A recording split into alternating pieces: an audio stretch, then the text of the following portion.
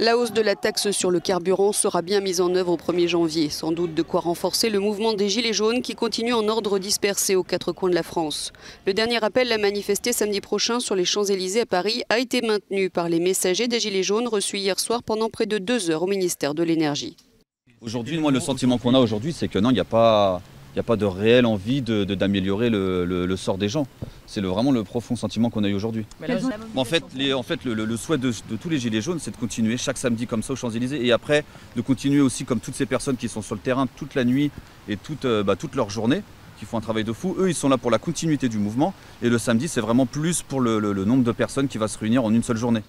Le Premier ministre Édouard Philippe s'est dit prêt ce matin à recevoir une délégation représentative des Gilets jaunes qui déclarait hier que les Français n'ont pas du tout été convaincus par les annonces d'Emmanuel Macron. Je ne confonds pas les casseurs avec des concitoyens qui veulent faire passer un message. J'éprouve de la compréhension pour ces concitoyens, mais je ne céderai rien à ceux qui veulent la destruction et le désordre, car la République, c'est à la fois l'ordre public et la libre expression des opinions. Dans la classe politique, les oppositions non plus n'ont pas été convaincues par le discours du président Macron. La seule bonne nouvelle, c'est que le président de la République a atterri avec succès sur Mars. Parce que très honnêtement, le discours qui a été livré par Emmanuel Macron n'est évidemment pas du tout le discours qu'attendaient les Français. Grosso modo, ce matin, les Français attendaient deux choses.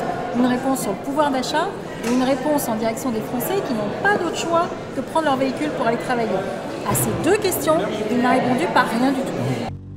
Et puis sur l'île de la Réunion, où la mobilisation des Gilets jaunes est très forte et où l'armée a dû être mobilisée pour calmer les violences urbaines, le gouvernement a envoyé la ministre des Outre-mer pour dialoguer pendant plusieurs jours et tenter de trouver les points de sortie de cette crise.